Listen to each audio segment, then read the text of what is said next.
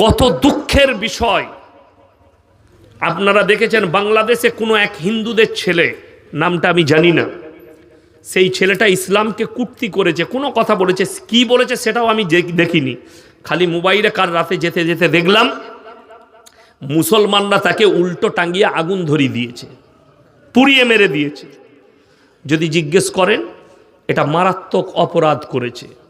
যদি বলেন ইসলামকে গালি দিয়েছে, ইসলামকে গালি এরা তো দূরের কথা।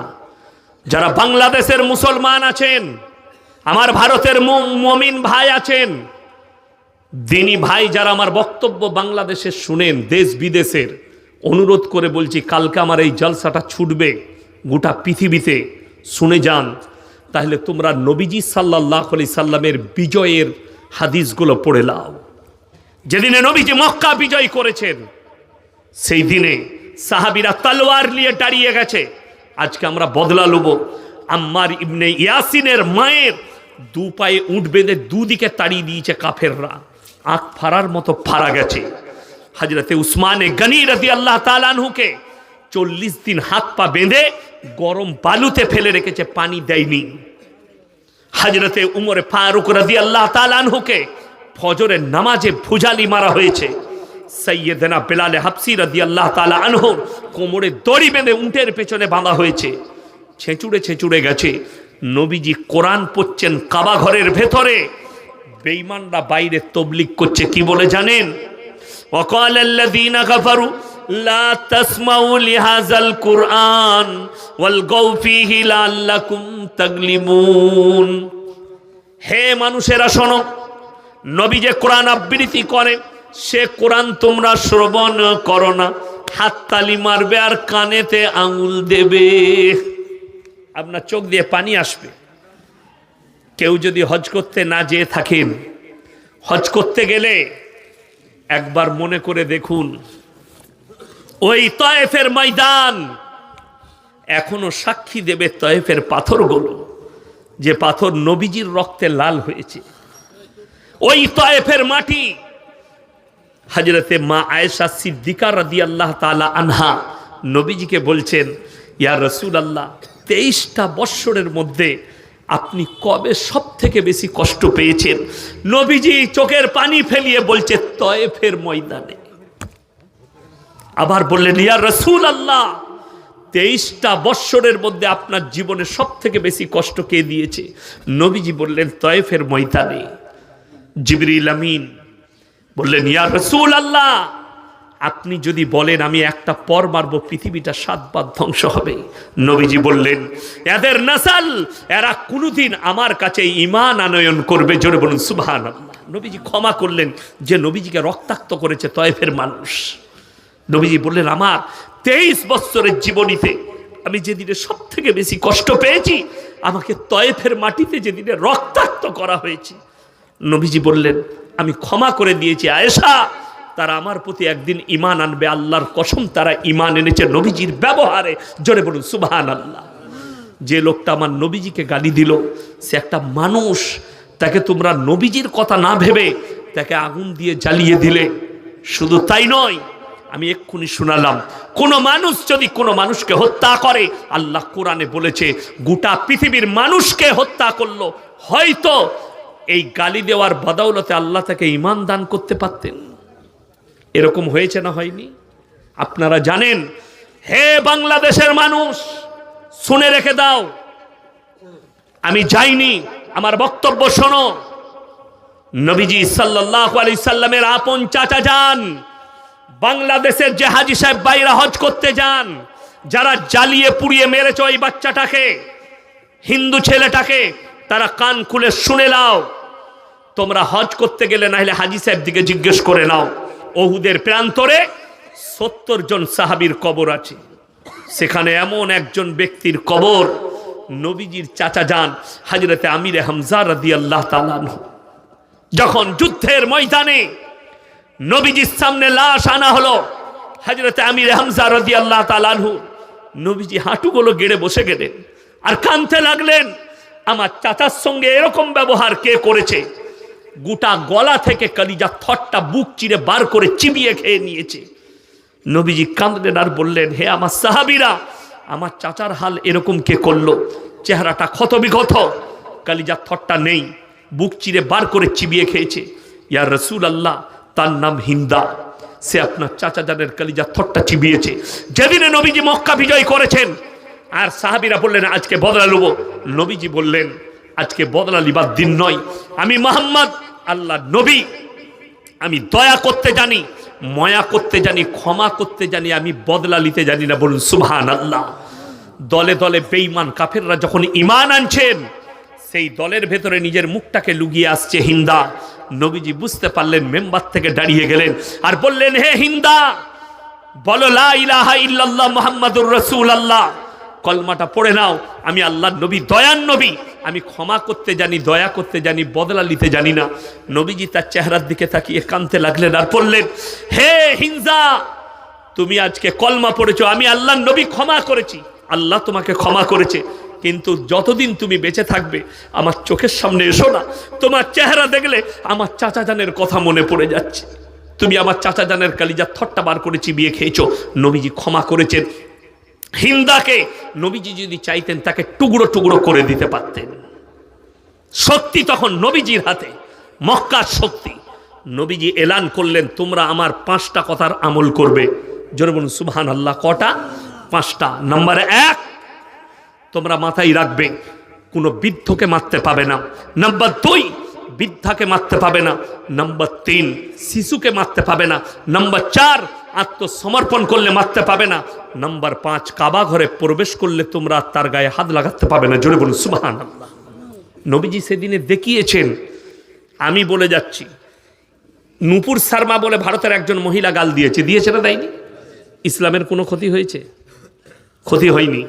ক্ষতি হয়েছে বলুন? বরঞ্চ লাভ হয়েছে। বরঞ্চ কি হয়েছে? লাভ হয়েছে। আমি তো দোয়া করেছি, আল্লাহ নূপুর শর্মার তকদিরে ঈমান লেখা থাকলে ঈমান দাও, তা না হলে নিস্তে নাবুদ করে দাও। আপনারা খালি দেখতে থাকুন। প্রথম পাঠ জাবেদ আখতারের সাথে হয়েছে, এখনো দ্বিতীয়, তৃতীয়, চতুর্থ, পঞ্চম পাঠ বাকি আছে। এই লোকটাও বাধ্য হবে আল্লাহকে বিশ্বাস করতে এবং কালমা পড়তে হবে। জোরে বলুন সুবহানাল্লাহ। কেন? ইসলাম হচ্ছে সত্য, কোরআন হচ্ছে সত্য। ওই জন্যে আপনার দ্বারা যেন কেউ কষ্ট না পায়, আপনি হকের উপরে টিকে থাকুন। আল্লাহর কসম, হকের জিত আছে, না হকের জিত নেই। আজকে মুসলমান মনে করেছে আমি না হকে থাকলে আমার জিত আছে, হকে থাকলে জিত হবে না। এটা তোমার ভুল ধারণা। যাকে দেখছো সাময়িক, যে সুদখোরকে বড় লোক দেখছো ওটা সাময়িক, যে বেঈমানকে দেখছো এটা সুখে আছে সাময়িক, তার ভেতরটা জিজ্ঞেস করো, ভেতর শেষ হয়ে গেছে তার অশান্তিতে। আপনি বলুন, বড় লোকরা কোটি কোটি টাকা ইনকাম করে, জানেন আপনার মাদ্রাসার ইমামের বেতন কত? এই মসজিদে ইমামের বেতন কত তোমাদের?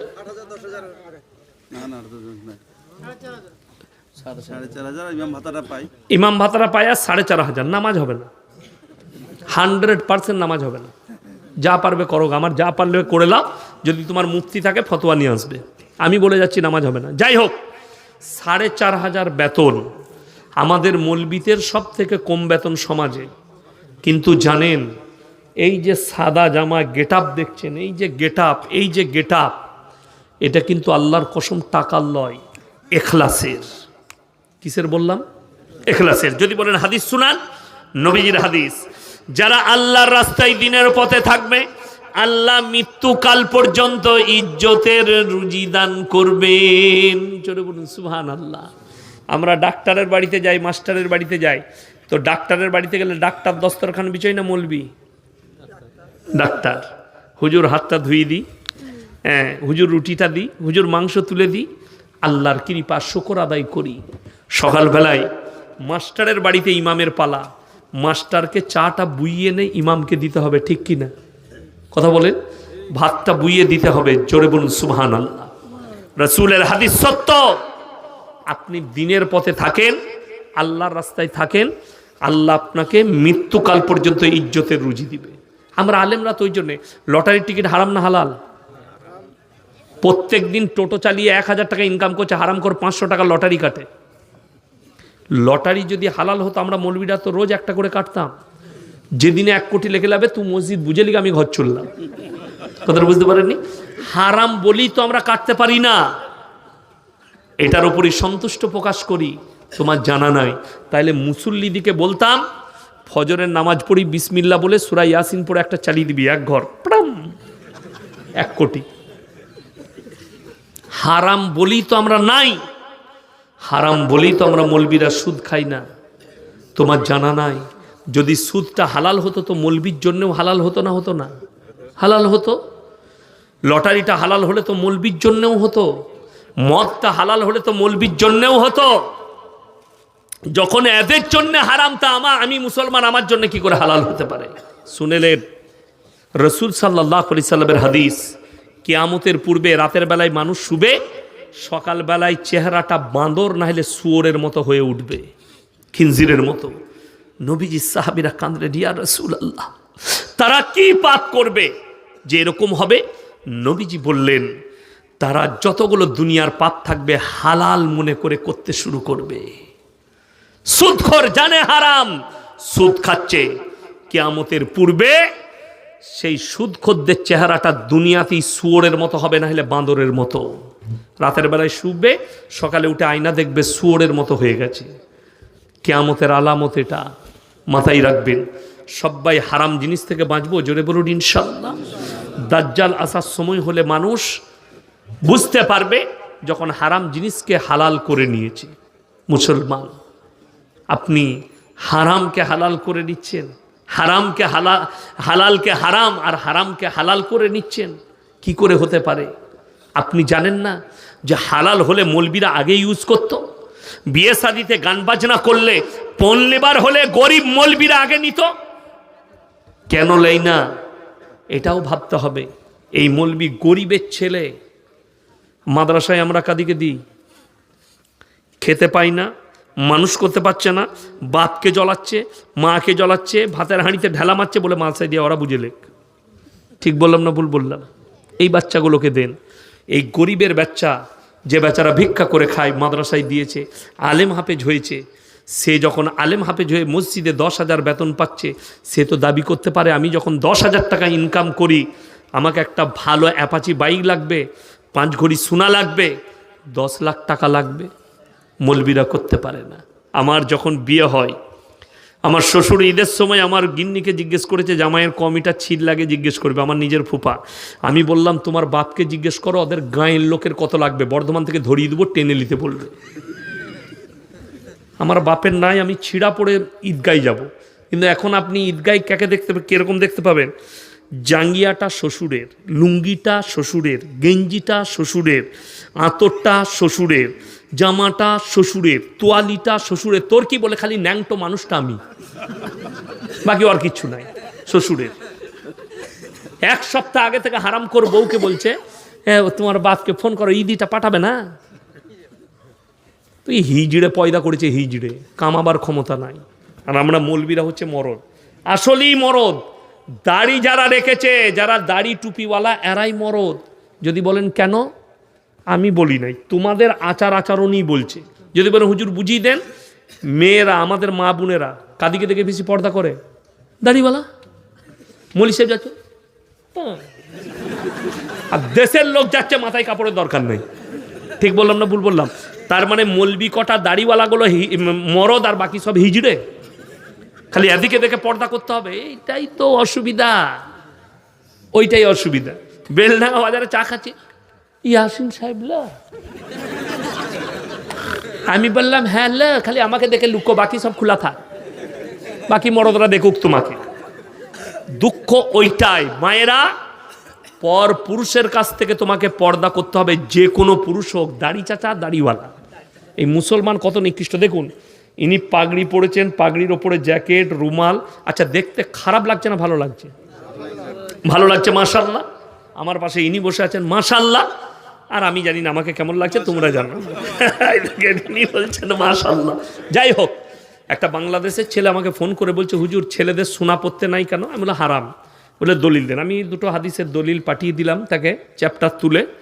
সে বলছে ওয়া দলিল মানবো না, আমি বললাম, কি লাগবে? বলছে আমাকে বুঝতে হবে। আমি বললাম, তুমি এক কাজ করো, আমরা বিয়ে হয়েছে? বলে হ্যাঁ। আমরা তোমার বউ কানের পড়ে? বলে হ্যাঁ। আমরা তুই কাল থেকে দুটো কানের পড়বি। আমি তোর বউ নাকের পড়ে? বলে হ্যাঁ। তুই কাল থেকে একটা নাকের পড়বি। হাতের দুটো বালা তোর বউ পড়ে? তো বলে হ্যাঁ। আমি তুই পড়বি। গলায় একটা হাড় পড়বি, দিয়ে দেখবি তুই কোনটা তোর বউ কোনটা ধরা যাবে না, তোরা দুজনেই কনফিউজ হয়ে যাবি। দিয়ে তাকে বললাম, বুখারী শরীফের হাদিসে আছে, কোন পুরুষ যদি নারীর মতো রূপ ধারণ করে আল্লাহ তার দিকে তাকিয়ে দেখবেন না। তাদেরকে বলা হবে তোমরা নারীর রূপ ধারণ করে দেখাও, তারা বলবে অক্ষম, আল্লাহ তাদেরকে জাহান্নামে নিক্ষেপ করবে। যে নারীরা পুরুষের মতো রূপ ধারণ করবে, বুখারী শরীফের হাদিসে আছে, আল্লাহ তাদের দিকে তাকাবেন না। তাদেরকে বলা হবে পুরুষের মতো রূপ ধারণ করো, তারা বলবে আমরা অক্ষম, আল্লাহ জাহান্নামে নিক্ষেপ করে দিবে। যারা জেন্ডার পরিবর্তন করছে তাদের জান্নাতে যাবার আর কোনো রাস্তা নাই। জেন্ডার মানে জানেন?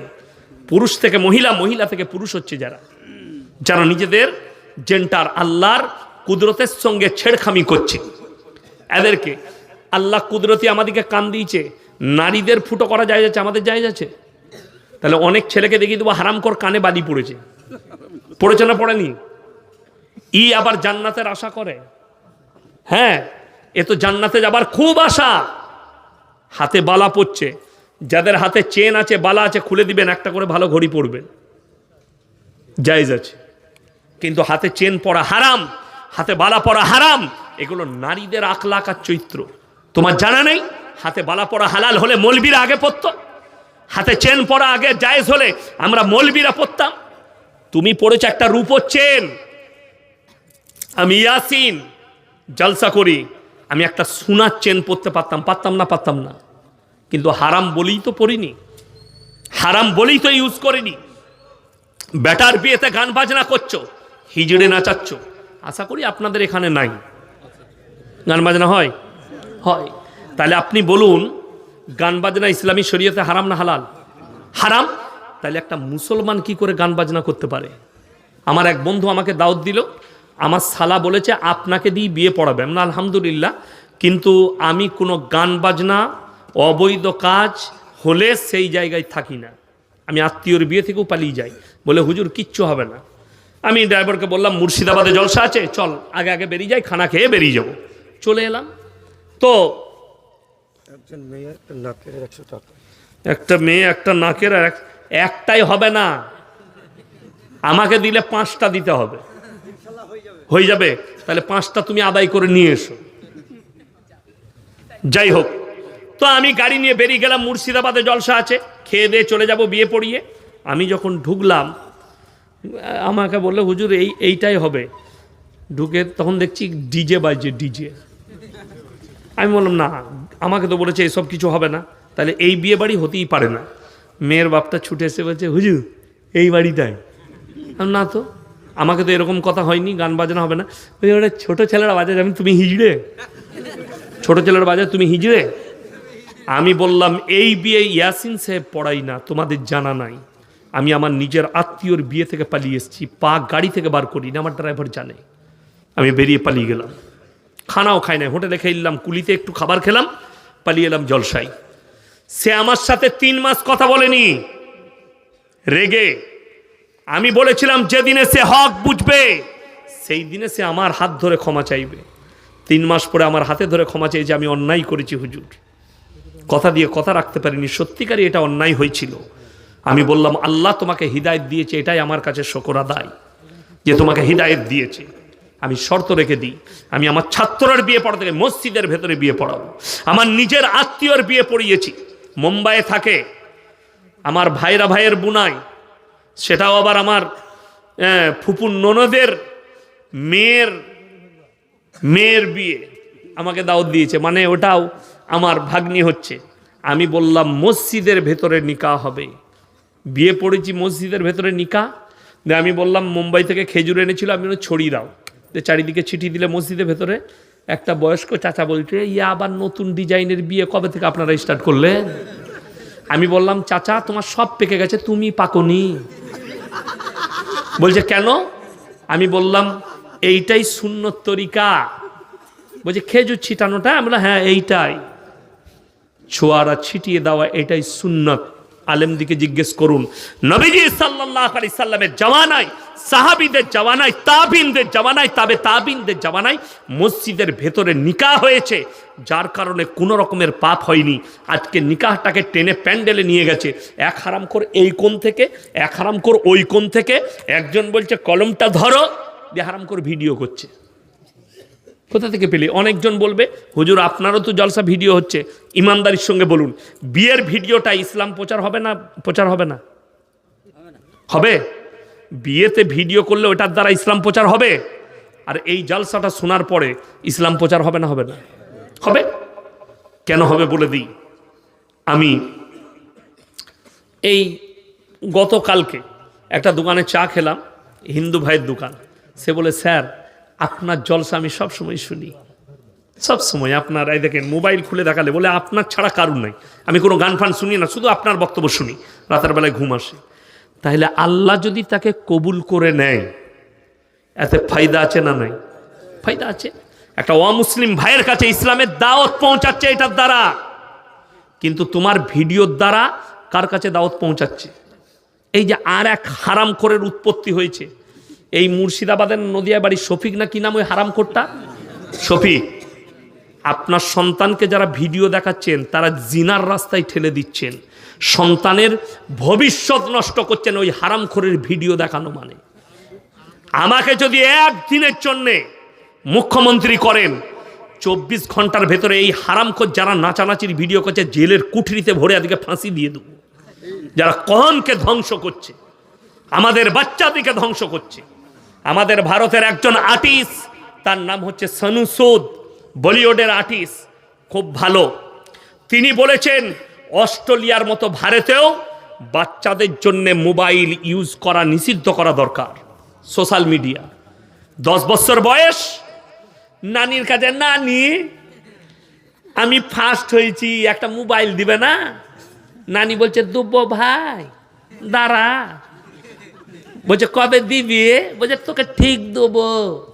দিয়ে নানি এখন কোমরে কাপড় গুঞ্জে চলে গেল বন্ধন লোন না হলে গ্রুপ লোন নিতে। আপনাদের এখানে নাই? আছে তো? আমি বললাম লাস্টে খুঁচে দিয়ে যাবো মা বোনদিকে, গাল দেয় দিবে। গ্রুপ লোনে কিন্তু লাভ হয়েছে, মায়েদের কিছু লাভ হয় না, একটা লাভ হয়েছে। 10টা করে মেয়ে গ্রুপ করেছে, তাদের মধ্যে একজন হেড, আর 9টা মেয়ে তাকে ম্যাডাম বলে। সে মনে করে আমার যাহা তাই ব্যাপার, এমনি ম্যাডাম হতে পারে না, সুদ খাওয়ার ম্যাডাম হয়েছে। আল্লাহ মাফ করুক। বেঈমান কাফেররা বুঝতে পেরেছেন কতটা কামিয়াবি লাভ করেছে। খালি কামিয়াবি লাভ করার কারণ আপনার বাচ্চাকে আপনি মাদ্রাসায় পাঠিয়ে দ্বীনি শিক্ষা দেয়নি। এই মা বোন এবং আপনি আমি যারা আমাদের বিবিদিকে গ্রুপ লোন আর বন্ধন লোনে ঠেলে দিচ্ছি, এত জলসা, এত মাদ্রাসা, এত কোরআন হাদিসের তালিম, তারপরও তারা কামিয়াবি লাভ করেছে, আমরা করতে পারিনি। প্রত্যেক ঘরে ঘরে সুদ ঢুকিয়েছে তারা। অথচ আপনি জানেন, খুলে দেখুন, আদানির 3000 কোটি টাকা সরকার মওকুফ করেছে, কেন্দ্র সরকার। কত হাজার বললাম? 3000 কোটি আদানির মওকুফ করেছে। আর আপনার বিবি বন্ধন লোন লিয়েছে, প্রত্যেক দিন ব্যাংকের লোক দরজায় হাজির।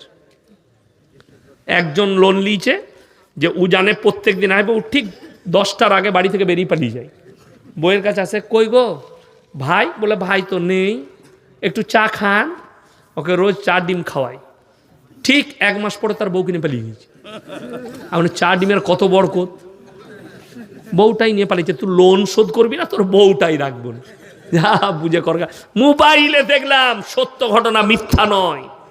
আমি আপনাকে বলে যাই, মা বোন যারা আছেন, আল্লাহর কসম করে বলছি, পর্দা কতটা জরুরি জানেন? পর্দা যদি ইসলামে না থাকতো তো তোমাদের থেকে আগে আমরা বৌদিকে নিয়ে পার্কে ঘুরতে যেতাম, রেস্টুরেন্টে খেতে যেতাম, দামি দামি জায়গা যেতাম। শুনেছেন, যদি মুর্শিদাবাদে আমি এত জলসা করি, আমি কিন্তু উত্তরবঙ্গে ছাড়া জলসা লিই না, দক্ষিণবঙ্গে আমার জলসা নেই। সেদিনে খড়গপুরে একটা জলসা করেছি, আমি যাব না, ছাড়বে না। আমি বললাম আমাকে কিন্তু 50,000 টাকা লাগবে। বলে 45ই লাগবে আমাকে, অ্যাকাউন্টে ভরে দিলে। বলে আসতেই হবে, করতে হবে জলসা। 45,000 টাকা দিয়েছে জলসায়। আমি লুবো না, ছাড়বে না। আমি দক্ষিণবঙ্গে করি না। কেন? জলসা শোনার মানসিকতা নাই, 10টার পরে লোক খেয়ে দিয়ে পালিয়ে যায়, বিরিয়ানি খাবার জলসা। কিন্তু মুর্শিদাবাদ নদিয়ায় মাশাল্লাহ মানুষ দিনের কথা শুনে, আপনারা বসে আছেন, আপনাদের কিভাবে শুকর আদায় করবো আমি ভেবে পাচ্ছি না। আপনারা আমার সাথ দিয়েছেন, আমি বুঝতে পারছি ঠান্ডা আমাকেও লাগছে, তারপরেও আমি কথা রাখছি, আপনারা যে আমার সাথ দিচ্ছেন আমি জান ভরে আপনাদের লেগে দোয়া করব।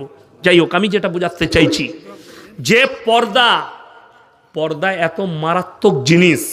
কোরআনে আছে ওয়াদরিব খুমুরিহিন্না আলা জুনুবিহিন, হে নারী তোমরা পর্দা নির্ধারিত করো, কোনোদিন ধর্ষিত হবে না, লাঞ্ছিত হবে না, তোমরা কোনোদিন খারাপ জায়গায় পৌঁছাবে না। আজকে ভেবে দেখুন গোটা পশ্চিমবাংলার, আমার বাজারে না ভাই রেকর্ডিং হচ্ছে, এতগুলো ইউটিউবার আছে রেকর্ডিং হচ্ছে, সবাই দেখবে, আমার জেলার লোক, আমার কাছের লোক। আজকে আমার সাথে এসছে আমার নাসির ভাই, নার্সিং মালিক, তিনিও জানেন আমার গিন্নি কোনো বাপের বেটা বর্তমান টাউনে কিংবা গোটা গলসি বাজারে, আমার থানার নাম গলসি, কেউ যদি বলতে পারে ইয়াসিন সাহেবের স্ত্রী বোরকা পরে পর্দার সঙ্গে একটা রুমাল কিনেছে, আমি তার জুতোর মালা পরবো ইনশাল্লাহ। জীবনে কেউ বলতে পারবে না। কোনো বাপের বেটা যদি বলে দেয় ইয়াসিন সাহেবের স্ত্রী অমুকের বাড়িতে এসে বিয়ের প্যান্ডেলে বসে, প্যান্ডেলে বসা তো দূরের কথা, কোনো বাপের বেটা কোটিপতি থেকে গরিব থেকে ধনী কেউ হিম্মত হবে না ইয়াসিন সাহেবকে বলে দিয়ে আপনার বিবিকে প্যান্ডেলে পাঠাবেন, খেয়ে যাবে। তার জন্য আবার জুতো রেডি আছে। আমার বিবি, আমাদের বিবি আজকে একটা প্যান্ডেলে মরদ আর মেয়ে একসাথে বসে খাচ্ছে, ঠিক কিনা? আরে এমন পোশাক পরে নারীরা আছে, শয়তানু এদিকে দেখে লজ্জা পায়। রাসূলের হাদিস মায়েরা শুনেন, আখরি জামানায় নারীরা পোশাক তো পরবে, তারপরও ন্যাংটো থাকবে। কেমন বলে দিই, এখন বোরকা বেরিয়েছে কিন্তু স্কিন টাচ একদম টাইট হয়ে লেগে আছে, সব বোঝা যাচ্ছে। এটা শরীয়তসম্মত বোরকা নয়, শরীয়তসম্মত পর্দা নয়। একটা মেয়ে বলবেন যে গায়ে চাদর নিয়েছে, শাড়ি পরছে, শাড়ির ওপর একটা চাদর পরেছে, চাদরের উপরও পেটটা বেরিয়ে যেতে পারে না? পারে না? পারে। ওই জন্যই তো বোরকা। আপনার স্ত্রী শাড়ি পরছে, আমি নিষেধ করবো না, এটা আঞ্চলিক পোশাক, কিন্তু বাইরে বের হলে সে যেন একটা বোরকা পরে, এমন বোরকা পরবে বাইরে থেকে যেন বোঝা না যায় এর ভেতরে যে নারীটা আছে কে আছে, তার গঠনটা কেমন, এটা যেন বোঝা না যায়। আমাদের দেশে তো এখন বিয়ে হচ্ছে এরকম প্যান্ডেল করছে, প্যান্ডেল করে জামাই আর বউকে বসাচ্ছে, দুটো চেয়ার দিয়ে বসাই না, বসাচ্ছে, দিয়ে গোটা দেশের লোক দেখ আমার বউ এইটা। আর ওর বন্ধুরা যখন আসবে তখন বলা বলি করবে, 4-5টা বন্ধু এসছে, হ্যাঁ বউটা ভালোই হয়েছে, ও বলবে দেখবে মালটা কেমন পেয়েছে, তোর বউকে মাল বলবে। এটা বাস্তব বলছি। আর হাদিস কোরআন বলছে যে তোমার বিবি হলো, অর্ধাঙ্গিনী হলো, তুমি ছাড়া জানো পৃথিবীতে কেউ তাকে না দেখে, কেউ না দেখে। আমার বিয়েতে আমার কয়েকটা বন্ধু এসছিল, ক্লাস ফ্রেন্ড, তো আমাকে বললে ভাবির সাথে দেখা করব। আমি তাকে বললাম ওই বই তো আমি পড়ি নাই, তুই কি করে পড়লি? তুই তো আমার সাথে পড়েছিস। আমার সাথে তাহলে আর সম্পর্ক রইল না, সম্পর্ক ছিন্ন করে দাও। কিন্তু এই বই ইয়াসিন পড়েনি, কোনো রকমের চান্স নাই, আমার অর্ধাঙ্গিনী, আমি ছাড়া কেউ দেখবে না। তোমাকে কে বললে? আমি বললাম আবার আমার মাদ্রাসায় ভর্তি হ, মৌলবি পর, তবে বুঝতে পারবি ইয়াসিনের কাছে দরজগায় বসলে, তবে জানতে পারবি পর্দা কি। আমরা তোমার বাড়ি, তোমার মুখের ভাষাতে বোঝা যাচ্ছে তোমার পরিবেশ কি আছে। বড় কষ্ট লাগে। ইয়াসিন সাহেবকে আপনি ভালোবাসতে পারেন, আমার সঙ্গে মহব্বত থাকতে পারে, আপনি আমাকে বাড়িতে ডেকে আপনার মেহমানখানায় 1 কাপ চা খাওয়াতে পারেন, ঘরে নিয়ে গিয়ে বসুন, কই গা তোমার ভাই এসছে ইয়াসিন সাহেব, নিয়ে একটু ভাবির সাথে গল্প করুন, আমি মিষ্টি নিয়ে আসি। হারাম কর 3 দিন তোর বইয়ের সাথে ওরকম গল্প করতে পেলে 4 দিনের মাথায় তো আমি এমনি নিয়ে পালাবো। কথাটা বুঝতে পারেননি? আর রেখে যাব ওকে, এমনি নিয়ে পালাবো। ওই জন্য অনুরোধ করছি, পর্দা সবাই করবেন ইনশাল্লাহ, পর্দা অবশ্যই করেন। আপনার দরজায় লিখে দেন বিনা অনুমতিতে প্রবেশ নিষেধ পরপুরুষের জন্যে। আপনি বাড়ির পুরুষ, আপনি বাইরে গেছেন, বাজার গেছেন, বেলডাঙ্গা গেছেন কিংবা সারগাছি গেছেন, ঘুরে এসে যখন ঢুকবেন দরজায় সালাম দিয়ে ঢুকতে হবে, আসসালামু আলাইকুম জোরে বলবেন। কেন জানেন? আপনার বিটি আছে, বউ আছে, বৌমা আছে, বোন আছে, তারা বাড়িতে মেয়েরা কাজ করে না, করে না, কাজ করতে করতে মাথার কাপড় সরে যেতেই পারে, পিঠের কাপড়টা সরে যেতেই পারে। যখনই সালামের আওয়াজ পাবে সবাই নিজেকে ঢেকে নিবে, আপনারও চোখ হিফাজত হবে, ইজ্জত বেঁচে যাবে। কিন্তু আমাদের দেশে হোলসেল করা আছে। পাড়ার ছেলে আসছে, কই গো ভাবি কি করছো, আর ভাবির গায়ে কাপড় নাই। ঠিক বললাম না? রাগ করেন না, আমি কিন্তু বাস্তব বলছি। সেই পর পুরুষটা আপনার বাড়িতে কেন যাবে ভাবি বলে? দরজায় রাখা থাকবে, বিনা অনুমতিতে প্রবেশ নিষেধ নেই। আসসালামু আলাইকুম, ভাইজান আছেন? জি এখন তো নেই, বেলডাঙ্গা গেছে, আপনি পরে আসবেন। কোথা থেকে এসছেন? বলে আমি বহরমপুর থেকে এসছি। আচ্ছা ওইদিকে মেহমানখানাটা খুলে দিচ্ছি, ওখানে বসে থাকুন, আসছে ভাই। মেহমানখানা খুলে দিলেন। যদি মেহমানখানা না থাকে আপনি বাইরে একটু বসুন, চায়ের দোকানে চা খান, উনি আসছেন, ঢুকতে দিবেন না। এইটাই তো আমাদের ক্ষতি। আপনি বিশ্বাস করুন তো, আমি ইয়াসিন সাহেব আমাকে দাওয়াত দিয়েছেন, মৌলানা সাহেব সভাপতি সাহেব, ইনি মানসার শিক্ষক, ইনাদের বাড়িতে গেলে বইয়ের পাশে বসতে দিবে? কথা বলবেন, আমরা দেবো? আপনি আমাকে দাওয়াত দিতে যদি যান, আপনি আমার গ্রামে গিয়েছিলেন জলসা করতে, আপনাকে আমি খাইয়েছিলাম, আপনার জায়গাটা আমার মেহমানখানাতেই শেষ হবে। পরিবার তো দূরের কথা, আমার বাড়ির ভেতরে ঢুকতে দেবো না তোমাকে, পর্দার খিলাফি হবে বলে। আমার মেয়ে আছে, আমার মা বোন আছে, আমার আত্মীয় স্বজন আছে, আমার ভাবিরা আছে, পর্দারকে তোমার জায়গা মেহমানখানায় শেষ। তার বাইরে একটা মৌলী সাহেব তোমাকে তার বাড়িতে প্রবেশ করতে দেয় না, আর মৌলী সাহেবকে নিয়ে এসে বইয়ের পাশে কি করে বস করাচ্ছিস? সেই মৌলবীকে জিজ্ঞেস করলেন, আপনি আমার বিবির সাথে গল্প করছেন, আপনার পর্দা সম্পর্কে জ্ঞান নেই? কিসের জন্য কথা বলবেন? আপন বোন আলাদা জিনিস, আপন বোন আলাদা জিনিস। আপনি এতটুকু আপনি ভাবছেন না সমাজের পরিবেশ? এই আখরি জামানায় মায়েরা শুনেন, দুটো কারণে মায়েরা বেশি জাহান্নামে যাবে। কটা কারণে বললাম? দুটো। নাম্বার 1 বেপরদাহি, নাম্বার 2 স্বামীর অবাধ্যতা। স্বামীর অবাধ্যতা। স্বামী নেই, সৌদি আরবে থাকে, ও পাড়া ঘুরে বেড়াচ্ছে, দেশ ঘুরে বেড়াচ্ছে। স্বামীর বিনা অনুমতিতে মায়ের ঘরটাও যেতে পাবে না। স্বামীকে ফোনের যুগ আছে, আমি আজকে মায়ের বাড়ি যাচ্ছি, স্বামী যদি হুকুম দেয় তবে যাবে, না হলে যেতে পাবে না। কে বলল তোমাকে? আর এখানে কি হয় জানি না, অনেক গ্রাম আছে ঠিক আসরের পরে নাইলে জোহরের পরে খানা খেয়ে গ্রুপ বসে, গ্রুপ দরজার বাইরে দিয়ে গল্প করে, পাড়ায় গ্রুপ বসে এক একটা জায়গায় দিয়ে, মেয়েরা লোকের কুচ্ছ গায়। ঠিক বললাম না ভুল বললাম? যদি বেরোয় জেনে রেখে দিবেন অপরাধী। আমার ভাই সবাই হাত তুলে বলুন তো, কোরআনের সাথে মহব্বত করবো ইনশাল্লাহ? হাত তুলেন, জোরে বলুন ইনশাল্লাহ। কোরআনের সাথে যদি মহব্বত করেন, কোরআনে পারা কটা আছে? 30টা। শুনেলেন একটা কথা, 3টে সাদকা দুনিয়াতে করে যাবেন, কিয়ামতের সকাল পর্যন্ত কবরে শুয়ে শুয়ে নেকি পাবেন। জোরে বলুন সুবহানাল্লাহ। তার মধ্যে নাম্বার 1 হচ্ছে নেক সন্তান। কি সন্তান বললাম? নেক সন্তান। নাম্বার 2, নেক সন্তান আপনি তৈরি করলেন, এই মাদ্রাসায় দিলেন, তালিম হাসিল করলো, স্কুলে গেল, ডাক্তার হলো, মাস্টার হলো, প্রফেসর হলো, সবই হলো, সে কিন্তু নামাজি, মুসল্লি, দিনদার হলো। সেই ছেলে আপনি মরে যাওয়ার পরে কবর জিয়ারত করতে পারবে, আপনার জন্য দান করবে, আপনার জন্য সাদকা করবে, আপনার জন্য নামাজের পার্টিতে দোয়া করবে।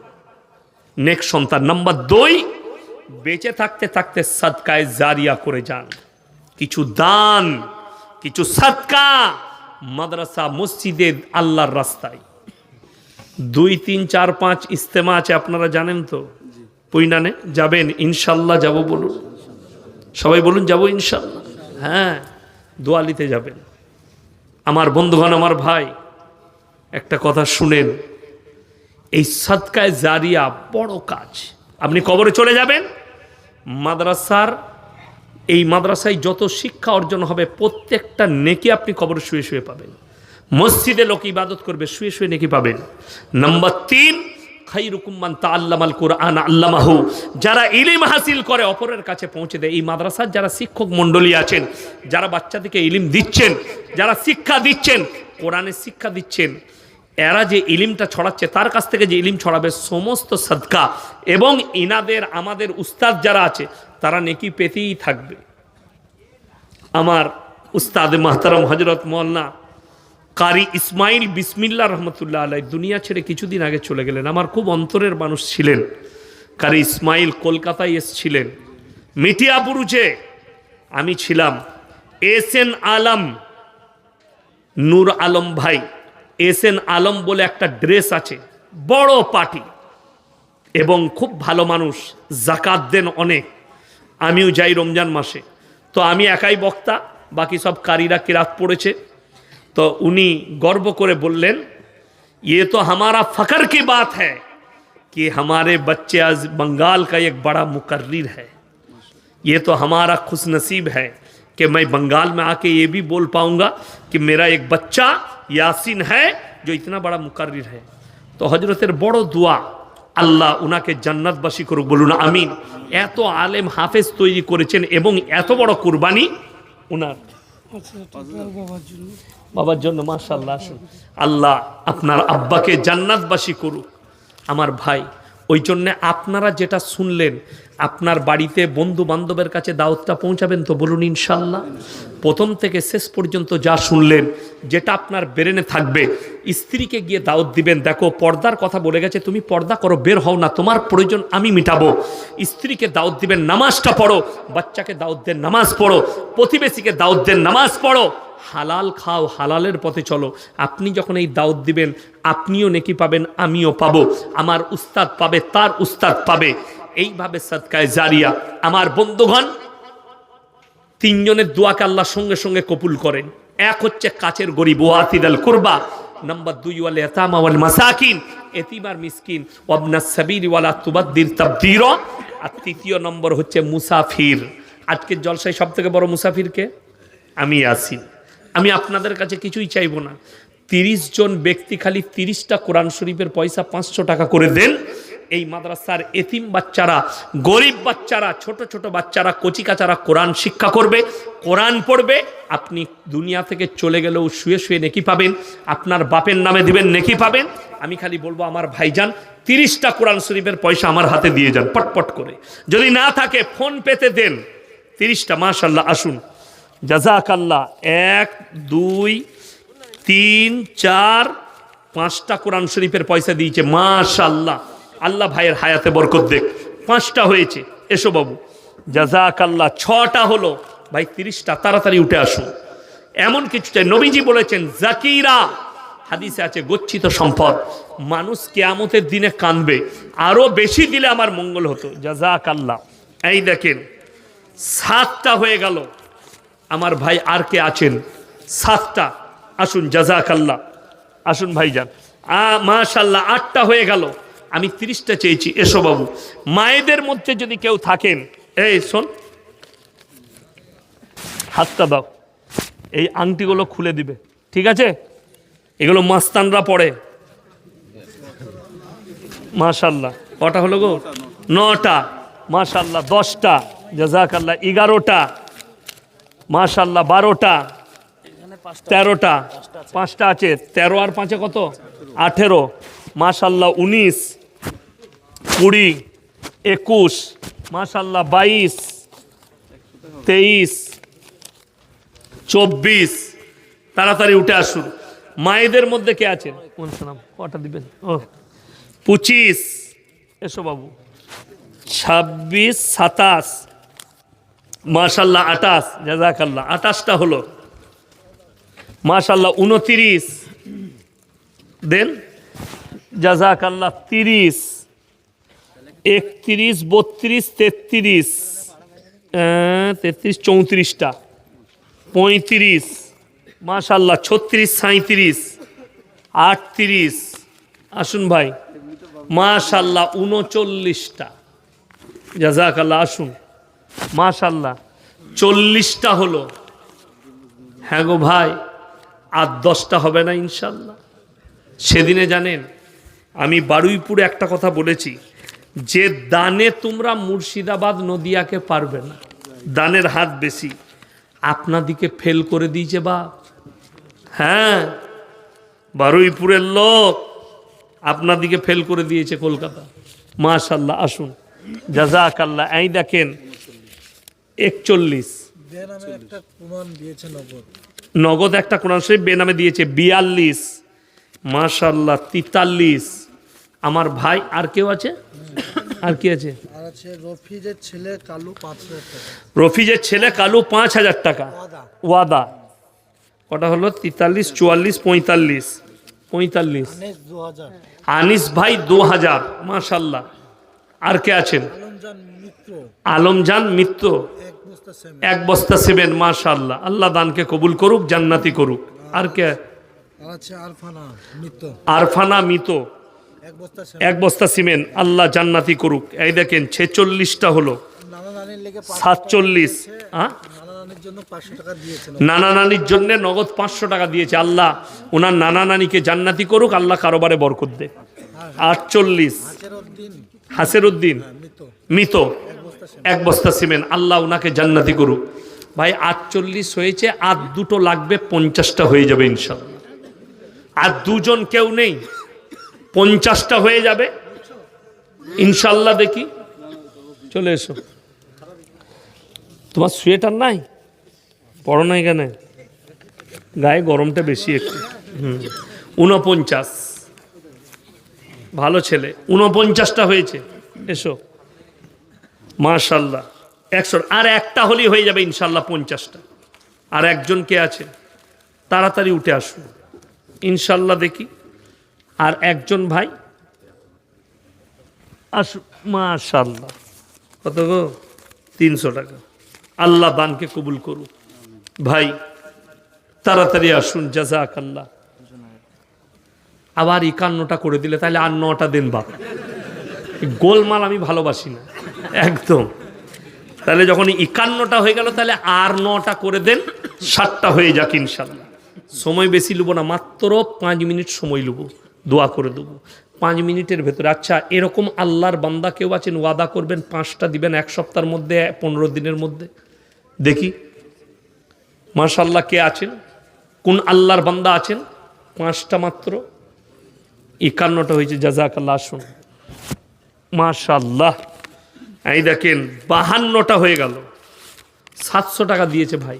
আমি কিন্তু একটাই ধরবো, 200 টাকাটা ওই দিকে বাই। তাইলে 52 হলো, তাইলে আর মাত্র 8টা লাগবে ইনশাল্লাহ। হ্যাঁ, এসো দেখি। জাযাকাল্লাহ। এই দেখেন 53। মায়েদের কাছ থেকে আসে নাই যে গো একটা গেইছে কই? 52টা হলো। দোয়া করে দেবো যেন খালা লক্ষ্মীর ভান্ডার বাড়িয়ে দেয়, নাহলে এমন দোয়া দেবো ওটাও বন্ধ হয়ে যাবে। ঝামেলা এমনি চলছে, কথাটা বুঝতে পারেন নাই? ঝামেলা এমনি চলছে, বন্ধ হয়ে যাবে। দাও, দোয়া করব যেন বেড়ে যায়। হ্যাঁ, কটা হলো? 53টা। মাশাল্লাহ। 54টা হলো, তাহলে আর 6টা লাগবে বাপ ইনশাল্লাহ। দেখি, আমি জানি মুর্শিদাবাদের মাটিতে হয়ে যাবে ইনশাল্লাহ। আর মাত্র 6টা হলেই হবে। এসো, জাযাকাল্লাহ। এই দেখেন মাশাল্লাহ। কি নাম তোমার? রমজান। বিয়ে হয়েছে? হয়েছে, মাশাল্লাহ। বিবির সঙ্গে ভালো ব্যবহার করবে, ঠিক আছে? কি করো? ফেরি করো। আল্লাহ তোমার বরকত দেয়। দেখুন, হালাল ইনকাম করে খায়। মাশাল্লাহ। কটা হলো? 55, 56। মুখটা খোল দেখি। হ্যাঁ, মাশাল্লাহ। 57। এই তুমি শুনো, কি বলে? আমাকে ভালোবাসো? জলসা শুনো? হ্যাঁ শুনো, হাত মিলো। জলসা শুনো তো? তাহলে আমার চুলটা দেখো, তোমারটা দেখো। তুমি হানি সিংয়ের মতো চুল কেটে। বর্ধমান নানির বাড়ি? মাশাল্লাহ। কুসুম গ্রামে? কোন গ্রাম? মোড়েই। আমি তোমার নানিকে বলছি, দাঁড়াও। আমাদিকে ভালোবাসো আর এরকম চুল কেটেছো। চলো, 58, 59 হয়ে গেছে বাবা। আর একটা হলেই হয়ে যাবে ইনশাল্লাহ।